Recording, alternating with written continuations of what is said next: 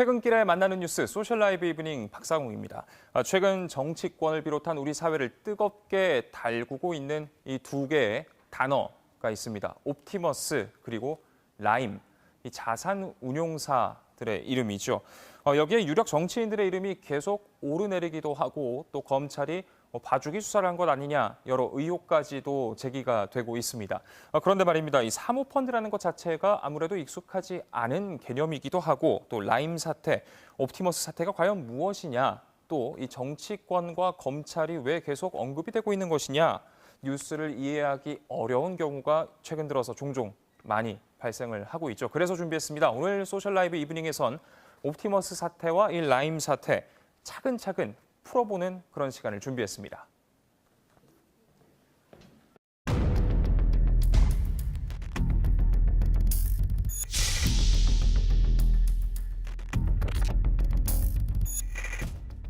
사기 혐의를 받는 옵티머스 펀드에 오뚜기와 안랩 등 60개 가까운 기업들이 수십에서 수백억 원을 넣었다가 손실을 본 걸로 드러났습니다. 검증도 제대로 안 되는데 공공기관들에서 수백억 원씩 들어오는 게 신기했다고 말했습니다. 김 전 회장은 검사 3명을 접대했다고 했는데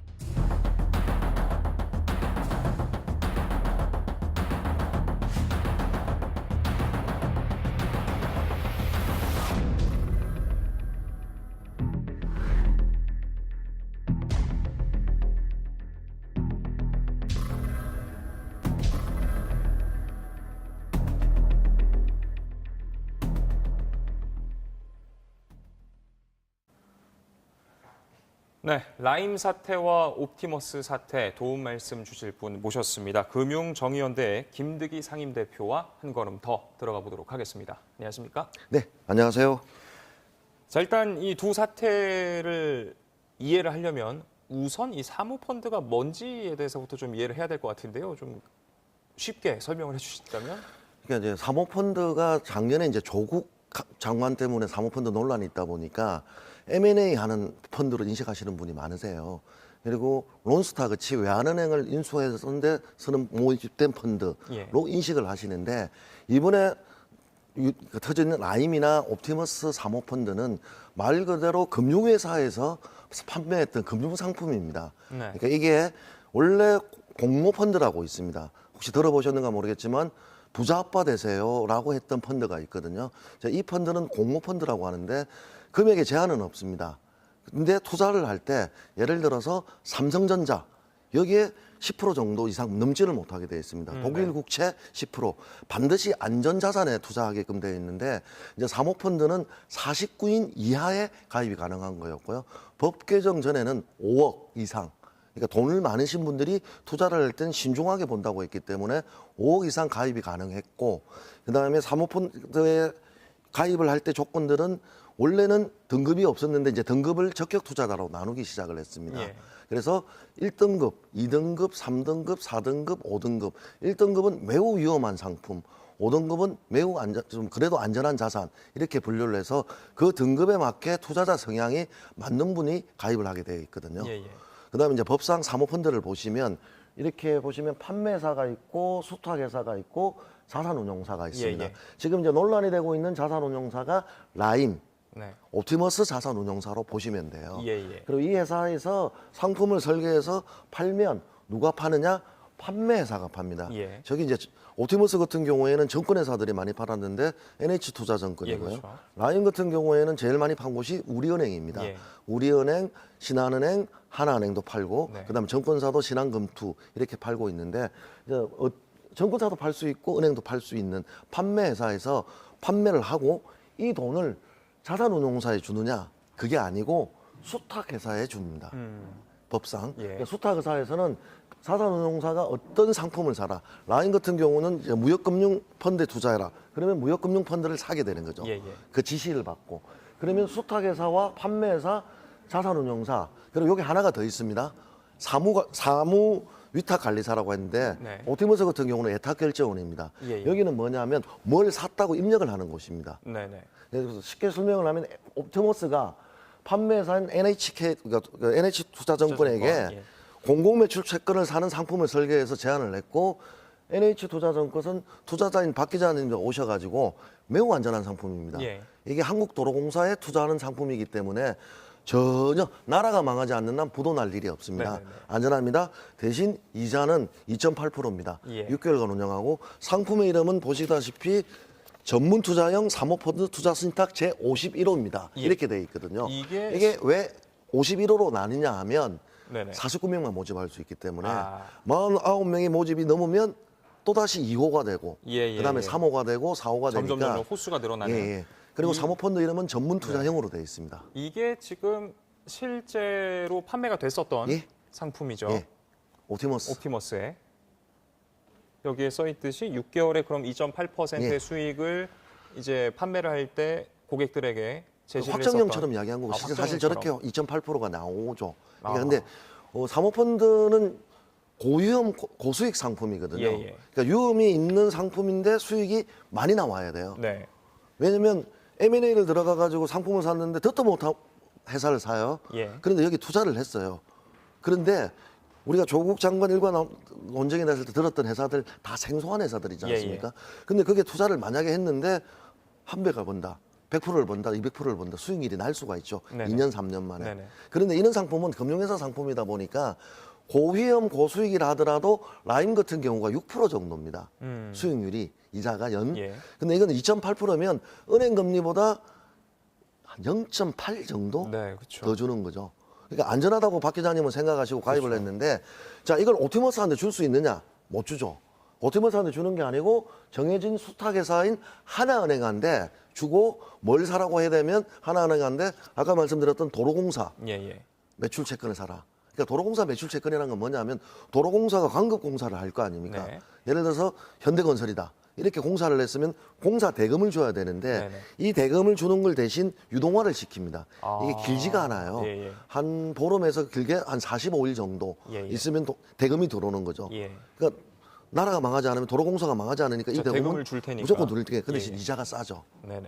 그러니까 우리가 옛날에 카드채 할인한다면 이자율이 높다고 들었는데 그게 아니니까 정말 사모펀드형 사모펀드 투자지만 그 중에서 제일 안전한 상품인 거고 그래서 자산운용사인 수탁사 하나은행한테는 도로공사 채권을 사라고 해야 되는데 그걸 안 하고 자 옵티머스가 운영했던 투자했던 회사에 상품을 사게 되는 겁니다. 지시를 아. 합니다. 그리고 여기 수탁 관리 회사가 하나 더 있다고 했죠. 예탁걸지원. 네네네네. 예탁걸지원한 데는 어떻게 하느냐? 도로공사 채권을 구입한 것처럼 그걸 기장을 해달라고 이야기를 하는 겁니다. 아, 그러니까 실질적으로는 뭐랄까요? 수익이나 안전성이 담보가 되지 않는 곳에 돈을 투자를 해라라고 수탁회사에 운용 지시를 했고, 예. 근데 이를 보고해야 되는 곳에다가는 안전자산에다가 투자를 했다라고 보고를 했다는. 그러니까 사무 관리를 하는 회사인데 그렇게 예, 된 거죠. 예. 그러니까 법상은 판매회사, 수탁회사, 자산운용사, 그다음에 수탁관리회사 예. 이렇게 구분을 되어 있는데 그건 뭐냐 칸막이를 친 거죠. 음. 서로를 못 믿으니까 예, 예. 칸막이를 치고 운영을 하라고 했는데 이걸 법상 맹점을 다 이용을 한 거죠. 그러니까 칸막이가 치진 이유는 복잡하게 서로 감시 의무 이런 예, 게 예. 있었는데 2015년도에 법이 개정이 돼요. 어떻게 개정이 되죠? 사모펀드 활성화법으로 개정을 해서 5억을 1억으로 낮추고 아, 그러니까 자산운용사가 원래는 직원이 어느 정도 있어야 되는데 이제 3인 이상 그리고 이제 허가제에서 신고제로 바뀝니다. 이제 박 기자님한테 와가지고 옛날에는 허가를 맡아야 되는데 네. 허가가 아닌 경우 내가 이렇게 했다 조건 돼서 신고만 하면 조건, 금액, 직원 그리고 금융회사 경력 3인 이상 이렇게 되면 요건만 충족하면 그냥 할 수 있게. 자산운용사가 옵티머스 같은 자산운용사를 만들 수가 있는 거고요. 예, 예. 그러다 보니까 2015년도 이후에 자산운용사가 난립을 하게 됩니다. 아. 원래 20개였는데 뭐 300개로 늘어나는 거죠. 예. 그러니까 이렇게 되는 거고 그다음에 법상 칸막이를 했던 취지가 뭐였냐면 판매회사가 수탁회사인 하나은행이 뭘 샀는지 물어보게 되고 네네. 수탁회사는 뭘 팔았는지 설계를 했는지 보게 되어 있는데 이걸 서로 확인 의무를 없애버린 거죠. 확인을 안 해도 된다. 예, 면제를 하게 준 거였고요. 다음 자산운용사가 회계 보고 의무가 있습니다. 예. 회계는 뭐냐면 1년간 JTBC도 회계를 하지 않습니까? 네네네. 단기순이익해서 외부 감사하는데 보고를 받아서 공개하지 않습니까? 예. 이 의무를 면제를 해준 거죠. 그러니까 옵티머스 같은 경우에는 수탁회사한테도 확인을 하면 우리는 자산운용에서 알릴 줄 의무가 없어. 근데 예전에는 금감원인에 나가서 확인할 의무가 있었거든요. 그러니까 위험한 자산에 투자를 하게 되면 예. 사실 위험한 자산에 투자를 한 거잖아요. 결과론적으로 그렇죠. 그러면 금융감독원에 보고하게 되어 있습니다. 자산운용 보고 계획을 알려주고 있고요. 그리고 사실은 이걸 제가 보여드렸는데 지금 현행법상은 가입자, 투자자인데 이걸 줄 의무도 없습니다. 아, 설명만 하고 말로만. 예, 투자 제공을 할 의무가 없습니다. 그러니까 깜깜이식 운영이 지금 이루어지고 있는 거고 이 사모펀드 활성화법에 의해서 면책, 면제 이러다 보니까 옵티머스가 정확하게 처음부터 이 허점을 알고 사기를 치게 된 거죠. 그러니까 옵티머스는 처음부터 공공기관 매출 채권을 사서 투자할 생각이 없었던 거예요. 예. 계속 돌려막기를 하려고 한 거였죠. 아, 새로운 가입자를 받아서.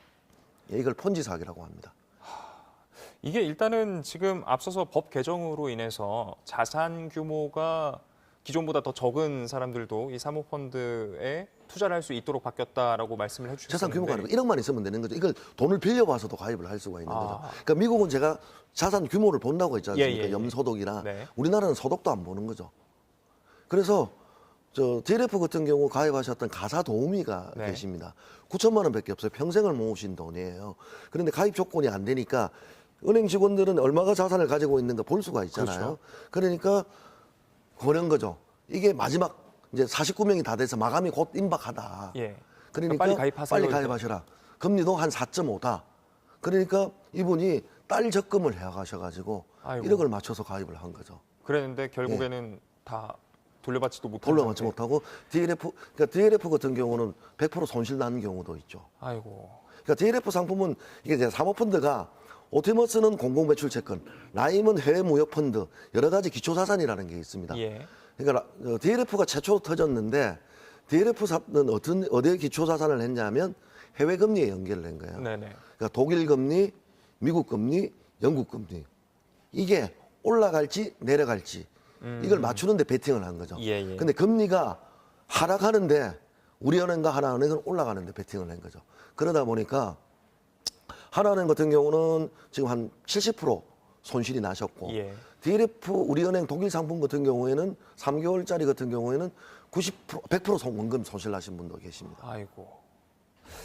그렇군요. 지금 저희가 일단은 이 펀드 운용 구조를 설명하면서 이제 옵티머스에 초점을 맞춰서 설명을 드렸었는데 라임도 좀 이야기를 나눠보면 예. 좋을 것 같습니다. 지금 저희가 다음 시즌으로 준비를 한 게 라임 자산운용의 이제 펀드 개요를 준비가 아직 되어 있나요? 예, 살펴보도록 하겠습니다. 지금 이제 나오고 있는데 이제 펀드 설정액이 1조 6,678억 원, 가입자는 개인이 4,000명이 넘고요. 법인은 580곳이 넘습니다. 모펀드는 4개, 자펀드는 무려 173개. 또 주요 판매사는 앞서 설명을 해주셨던 것처럼 우리은행과 신한은행. 이 자금을 회수할 수 없게 된 그런 상황인 겁니까? 라임 사태는 오티머스가 조금 구분해서 보셔야 되는 게 처음부터 사기는 아니었어요. 그러니까 모펀드 4개를 설명을 하셨는데 예. 그 모펀드가 해외 투자 모펀드가 있습니다. 흔히 우리가 알고 있는 무역금융펀드 그게 이제 한 2,400억 정도 되고요. 네. 그다음에 CI 펀드라고 해서 무역금융 보험 들어서 하는 펀드라고 해서 이게 한 2,900억 정도가 되는데 이것은 지금 아직 실사가 안 끝나서 모릅니다. 예. 모르고 그다음에 우리나라에서 운영했던 플루토 1호 펀드가 있고 이게 국내 사모사채에 투자한 펀드인데 이게 한 1조 정도 돼. 이게 대표적 펀드고요. 네네. 그다음에 테티스 2호에 가입했는데 메자닌이라고 혼합됩니다. CB하고 뭐 기업보험하고 여러 가지를 혼합해서 투자를 했던 게 한 3천억. 이걸 합쳐서 1조 6천억이 지금 환매가 중단된 상태고요. 예, 예. 그다음에 금융감원이 이제 검사를 해서 이제 실사를 했습니다. 실사를 해서 3일 회계법으로 인해서 올 2월에 12월 기준으로 조사를 했는데 최소 우리 국내 펀드 2개는 50% 정도는 원금이 해소할 것이라고 가능성을 보고 있고 그래서 이제 라임은 오늘 금감원이 제재를 했는데 퇴출로 제재를 했고 아직 확정은 아닙니다. 예, 예. 그래서 5월 달에 이 남은 자산을 어디서 운용할 거냐 해서 투자사들이 출자해서 회사를 만들어서 네. 여기에 자산을 인수하고 해서 해소될 자산은 50% 정도는 있다 이렇게 보시면 되죠. 지금 이제 이런 질문 주시는 분이 계시는데요. 유튜브에서 우리 시청자분들 중에서 아이디 MK님, 일반 투자자가 보호받는 법은 없습니까? 사모펀드도 주식처럼 법적으로 투자자를 보호하나요? 또 만약 사모펀드를 주식 투자처럼 감시를 한다면 안 될까요? 이런 질문 주셨거든요. 그러니까 첫 번째, 투자자는 보호되어야 하는데 예. 그래서 저희들은 그러니까 신용거래정보 개인정보 때문에 저 어저께 여당 어제 국회에서 명단이 까졌지 않습니까? 네네네. 그게 투자자 명단이라고 이야기를 하고 가입자 명단이라고 하는데 사실 그 명단은 공개돼서는 아니 되죠. 왜냐하면 누가 어디에 가입했는지 알아서는 아니 되는 거죠. 아, 그래서 저렇게 운영 예, 구조를 예. 쪼개놓은 것이고. 그래서 사실 뭐 지금 뭐 어저께 명단 공개됐는데 진영 장관이 등 유명 인사들이 나왔는데 네. 자산운용사는 진영 장관이 가입된지를 모릅니다. 모르고 있고. 알면 안 되는 거죠. 예, 예. 원래는. 그래서 이름다 재산다 이런 걸 보호해줘야 되는 게 판매사만 알고 있어라. 이렇게 돼 있는 것들인데 이게 이제 공개가 돼서 문제가 되는 거고요. 자, 사모펀드는 감시 감독해야 되는 거 아니냐? 원래는 2015년도에는 그래도 규율과 규제가 있었습니다. 그런데 그 빗장을 활짝 열어준 거죠. 그래서 그때 열 때 뭐라고 했냐면 원래 사모펀드의 속성이다. 라고 하면서 감시와 규제를 풀은 거였죠. 아, 그래서 모험 자본을 육성한다고 하면서 풀었는데 지금 옵티머스나 라임을 보면 결과는 모험 자본 육성이 아니고 사기꾼 육성이 돼버린 거죠. 그래서 다시 감시와 감독 규제를 해야 된다. 저희는 그렇게 주장하고 있고 금융위원회도 일부 법안에 대해서는 보완하겠다. 아까 말씀드렸겠죠. 간단한 세 군데만 확인하면 되는 거 있잖아요. 네네. 확인 의무 이런 것들은 부활하겠다고 하고 있고요. 그다음에 자산운용사에 대해서 회계 보고 의무도 부활하겠다라고는 발표는 했는데 이게 법이 개정돼야 됩니다. 자본시장법이 개정돼야 되는데 아직 법 개정은 안 이루어지고 있습니다. 그렇군요. 지금도 이제 이런 질문도 있습니다. 이 두 사건의 시작점이 어디서 시작이 된 건가요? 누가 원인 제공을 했나요? 굉장히 원론적인 그런 질문인데. 저는 사모펀드 활성화했던 2015년도 법 개정이라고 생각을 합니다. 아, 왜냐하면 법이 개정이 되어서 땅 짓고 헤엄칠 수 있는 판이 만들어졌지 않습니까? 저 자산운용 회사를 세우기가 더 쉬워졌고. 더 쉬워졌고 이렇게 설계를 했을 때 라임은 처음부터 사기가 아니라고 제가 말씀을 드렸잖아요. 네네. 운영을 하는데 무역금융이 미국에서 부실 통보가 와요. 청산 들어간다고. 그런데 금융감독에 보고도 안 하고 감독원이 나와도 몰라요. 그렇게 의무 면책들 보고 기능을 다 면제를 해주니까 아, 보고를 안 해도 되게 네. 해놨으니까. 원래는 그렇게 청산을 해야 돼요. 예. 그래 라임의 나쁜 짓 중에 하나가 임직원 펀드입니다. 라임 직원들끼리만 펀드를 만들어서 그것은 시비를 사는데 수익률 좋은 시비를 싸요. 아, 그래서 자신들 수백억대 이익을 보죠. 예. 원래 임직원들은 그렇게 투자를 하면 안 되고 있고 자산운용사가 투자한 회사에 임원으로 가도 안 됩니다. 그걸 구분을 해야 되는데 네. 그런 걸 아무도 감시 감독을 안 하니까 이제 라임은 자가발전적으로 계속 돌려막기가 되는 예, 거고 예. 원래 펀드가 내에서 돌려막다가 펀드 4개끼리 돌려막는 거죠. 무역금융 CI 펀드는 원래는 CI 펀드를 산다고 해서 보험에 든다라고 했는데 보험도 안 들고 무역금융 펀드가 부실이 나니까 돈을 못 주니까 그게 돌려막기 사용하고 아, 옵티머스는 처음부터 사기고요. 네네. 그렇다면 기가 막힙니다. 앞서 이제 간략하게 이야기를 해주시긴 했습니다만 지금 일단 라임 같은 경우에는 남은 자산을 운영을 할 다른 회사를 이제 새로 꾸릴 예. 그런 준비를 하고 있고 옵티머스 같은 경우는 지금 이제 투자자들이 어떻게 뭐랄까요 원금이라도 좀 환매 그러니까 다시 돌려받을 수 있을까요? 그 두 가지 좀 분리해야 라임 예. 같은 경우는 일단 무역금융 같은 경우가 네. 작년 미국에서 통보받은 게 2018년 11월이거든요. 부실을. 예. 그래서 금감원이 11월 이후에 가입하셨던 분 1,600억 해당하시는 분들한테는 전액 배상해라. 네. 100% 배상해야 돼. 이건 착오 위한 계약, 민법상인데 형법으로 들어가면 사기 계약이다. 예, 예. 이렇게 해서 전체 돌려받으셨고 작년 10월까지 그래서 네. 판매사가 다 수용을 했고요. 그다음에 은행별로 신한은행, 우리은행 이렇게 해서 50% 가입금액 50%를 선지급을 했고 신한금투나 대신투자증권은 손실금액의 30%를 먼저 선지급한 상태입니다. 라임은 예, 예. 있는 거고 자 옵티머스 같은 경우에는 투자금을 회수할 수가 있느냐? 지금 금감원이 조사를 나갔는데 4천억이 어디 간지를 모르겠다고 하는 거죠. 이제 예를 들면 옵티머스가 자산을 운영하는 투자가 공공매출 채권에 가야 되는데 예. 공공매출에 안 가고 쓰레기 회사를 샀다고 그랬잖아요. 예. 이게 사모사 채권을 사요. 네. 그럼 1, 2, 3, 4 이 회사를 만듭니다. 예. 이게 SPC라고 하는데 특수 목적 회사예요. 예, 예. 투자개발회사, 부동산 개발회사, 대부회사. 근데 이렇게 일당들이 이제 들어가는 거죠. 네네. 그리고 요 일당들이 또 하나 자금을 어디에 보냈냐? 트리울이라는 그 페이퍼 컴퍼니를 만들어요. 예, 예. 페이퍼 컴퍼니를 만들어서 이 페이퍼 컴퍼니에 돈을 또 보내는 겁니다. 그러다 보니까 이 페이퍼 컴퍼니에서 또 투자를 해요. 트러스트 오일에서 받았던 돈을 가지고 예를 들어서 또 부동산 개발 회사에 투자를 삽니다. 그러니까 이 투자처를 찾아가 보니까 본사가 사우나, 그래 아니면 오피스텔 이런 곳에 이루어진 거기 때문에 지금 현재 파간 바로는 4천억이 행방이 모연해서 이게 어디로 흘러 들어간 거 아니냐라는 의심을 받고 있는 거죠. 근데 복잡하죠. 이렇게 돈 빼먹기가 이렇게 복잡하게 되다 보니까 사모사채나 맨 처음에 볼 수 있는 거는 어디 투자한 채권만 볼 수가 있는데 네. 이조차도 이제 못 보게 한 거죠. 그러니까 제안서만 보라 이거예요. NH투자증권은 제안서만 봤다 이거죠. 실질적으로 어떻게 되는지는 모르고. 아니 이게 그렇습니다. 이게 한두 푼도 아니고 정말 수천억 원의 돈이 이렇게 왔다 갔다 하는데 이렇게 뭐랄까요, 관리 감독의 눈도 피하고 실제로 돈을 투자한 가입한 이 투자자들의 눈도 피하고 어떻게 이런 게 가능한 거죠? 이게 제가 이제 투자자를 이렇게 하니까 우리가 막 엄청나게 큰 돈이 있는 분이라고 생각하시는데 네. 사실 금융상품 가입자예요. 은행 가서 라임 같은 경우 들어보시면 통장에 집합투자 전문 상품 이렇게 해가지고 나와요. 다만 이제 원금 비보장은 적혀 있는데 네. 그러니까 이런 분들이 은행을 예금, 적금, 안전자산 그리고 퇴직연금 안전하게 자산을 운용하실 분들이 은행을 선호하든가 아니면 원래 돈을 좀 더 벌려면 유사수신행에 가서든가 아니면 주식에 가는 게 낫죠. 그렇죠. 예. 아니면 파생상품에 가면 되는데 네. 이제 이분들이 1억이에요. 1억 이상만 있으면 좋은 먹잇감이 되죠. 옵티머스 같은 경우 NH투자증권에 가입했던 3억 미만이 70% 해당되고요. 예. DLF도 70% 이상이 미만이 33억 이상 이하에 가입하셨던 분이에요. 그리고 60대 이상이 50%고. 이 말을 다시 하면 뭐냐면 3억 미만에 가지고 있는 60대 이상이 타겟팅이 되신 거죠. 그러니까 투자자가 아니라 이제 그러다 보니까 이제 투자자 프레임은 법적 용어입니다. 예, 예. 자본시장법에 예, 예. 나와 있는. 그래서 이분들이 뭐 한 100억, 200억, 300억 이렇게 투자한 것처럼 보이시는데 법인은 그럴 수가 있어요.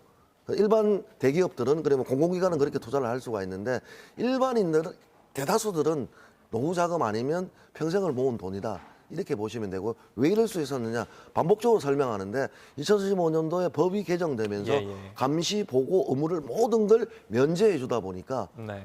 모르게 됐고 그러다 보니까 이제 판매사였던 라임의 판매사 그다음에 옵티머스의 판매사 NH나 우리도 몰랐다. 우리도 네. 속았다.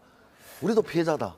네. 이렇게 알고 있는데 NH투자증권은 옵티머스 피해자들에게 유동성 지원이라고 해서 예. 3억 미만에게는 70%를 지금 지급을 했고요. 예, 예. 그다음에 이제 금액이 이제 위로 올라가면 뭐 40%. 그다음에 심한 경우 10억 이상 법인은 30%만 지원하고 예, 예. 있고 두 번째로 많이 팔았던 데가 한국투자증권입니다. 예, 예. 여기가 이제 70% 선지급을 했다가 추가로 20%더 지급을 해서 옵티머스 피해자의 NH투자증권의 피해자 같은 경우는 아니 어떻게 회사별로 차이가 날 수가 있냐. 같은 어디는 상품인데. 90%를 주는데 예, 예. 어디는 70%만 주냐. 예, 예. 이렇게 또 분통을 터뜨리기도 하시죠.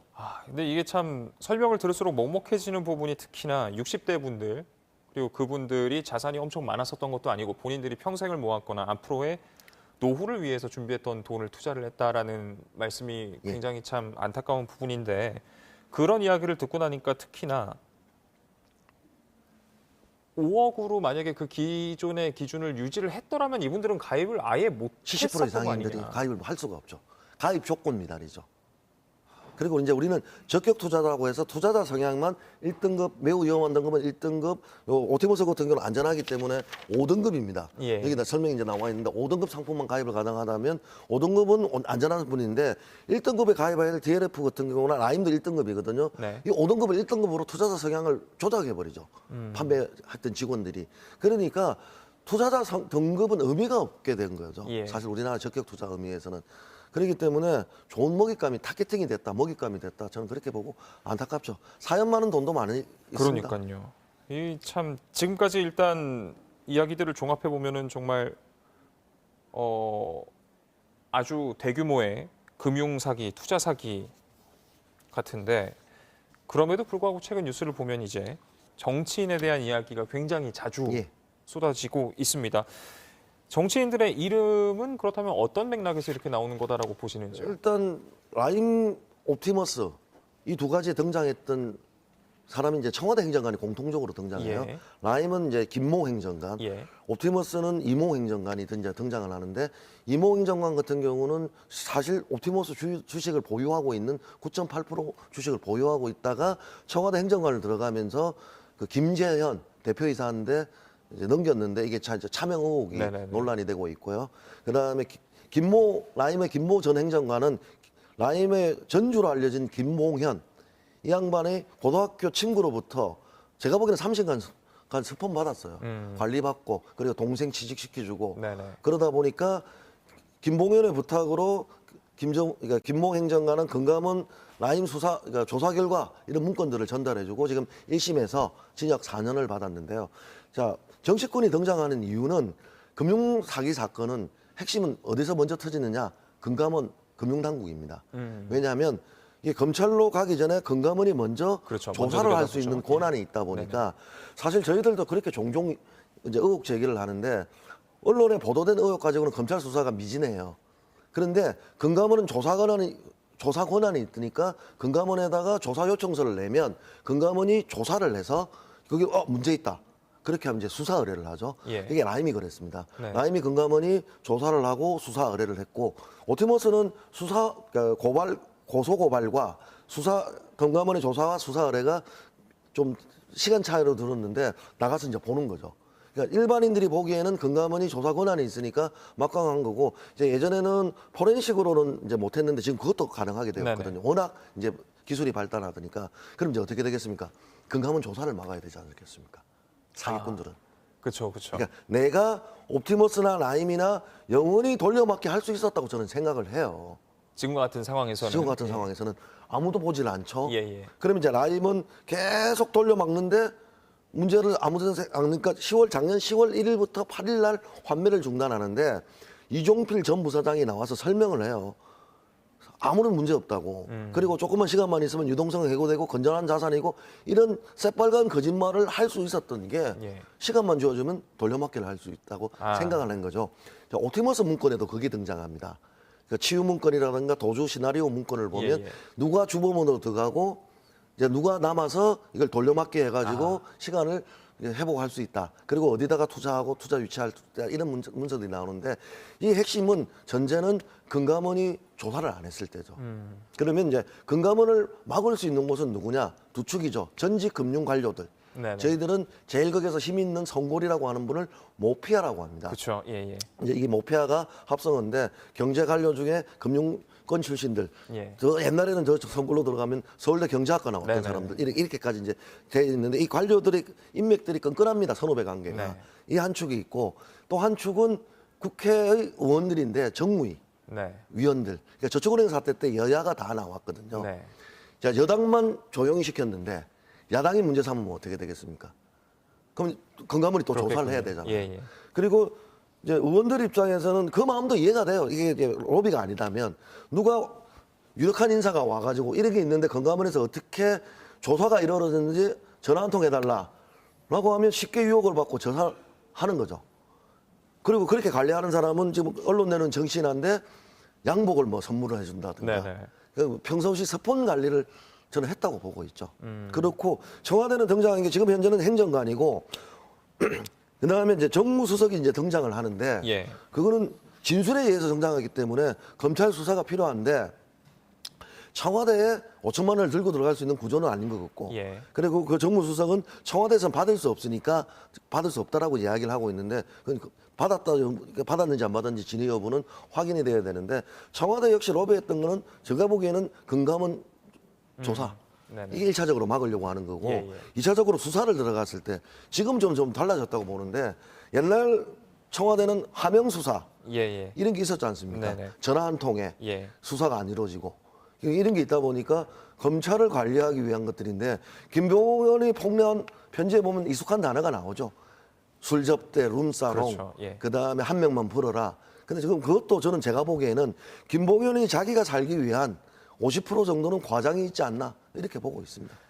근데 이 김봉현 전 스타모빌리티 회장의 최근 행보를 보면 로비의 대상이 단순히 모피아만이 아니었던 것 같기도 합니다. 당연하죠. 그러면서 또 이제 검찰이 부실 수사를 했다, 편파 수사를 했다 이렇게 주장을 하기도 하는데. 예. 그러니까 그분의 말씀을 액면 그대로 믿는다면 예. 거래했잖아요, 검찰하고. 네네. 그래서 누구를 부른 거잖아요. 네. 전무수석을. 그렇죠. 그렇죠? 예, 예. 한 명만 불러라 해서 불렀고 예, 예, 예. 그리고 집행유예 해준다고 했잖아요. 네. 분위기가 집행유예 분위기가 아니까 다시 또 다른 데 그렇게 시그널을 된 주는 게 아닌가 저는 그렇게 보고 있죠. 선의가 없다고 보죠. 이 참 복잡한. 근데 팩트는 있다고 봅니다. 몇 가지 그렇군요. 팩트. 근데 이제 이런 의견도 있었습니다. 그렇다면 이들 두 경우 말고도 원금 회수가 어려운 사모펀드들이 더 있을 수도 있겠군요. 이런 의견도 맞습니다. 있었는데 그렇다면 앞으로 더 큰 다른 피해를 막으려면 어떻게 하면 좋을까요? 지금 이제 사모펀드에 대해서는 두 가지를 분리해서 봐야 되는데요. 첫 번째, 위험한 상품의 운영을 해서 정말 자산운용사도 상관이 없고 네. 판매사도 불안전 판매가 아니고 적법 판매를 했을 경우에는 자기가 책임질 수밖에 없는 구조죠. 그래서 이 방송을 보시고 계시는 분들은 위험한 1등급 상품의 사모펀드는 가입을 안 하시는 게 좋습니다. 사실. 네네. 그렇고 이제 두 번째, 지금 코로나로 인해서 세계 경기가 힘듭니다. 그러다 보니까 연쇄적으로 저는 폭탄이 터진다고 보고 있어요. 네네. 이 연쇄 폭탄이 터졌을 때 자산운용사들이 라임처럼 돌려막기를 하면 안 된다고 보는 거죠. 예. 그 부실을 솔직하게 이야기를 하고 그래서 여기서 끊어줘야 되는 거죠. 네네. 그래서 손실률이 얼마다 50%면 55%, 50% 거기서 판매사가 불안전 판매가 있었으면 저는 불안전 판매도 용어가 좀 안 좋다고 생각하는데 불안전 판매 용어는 뭐냐고 하면요. 설명 의무 위반, 적합성 원칙 위반, 네. 이게 자본시장법 위반이에요. 알겠습니다. 법 위반을 했을 때 불법 판매인데 이런 걸 책임을 물어서 판매사도 책임을 져야 된다 이렇게 보고 있습니다. 예. 자, 지금까지 금융정의연대 김득희 상임대표와 이야기 나눴습니다. 오늘 말씀 고맙습니다. 예, 감사합니다. 네, 이와 관련한 소식은 잠시 후 뉴스룸에서도 이어집니다. 저희는 내일 저녁 7시 20분에 다시 찾아뵙겠습니다. 시청해주신 여러분 고맙습니다.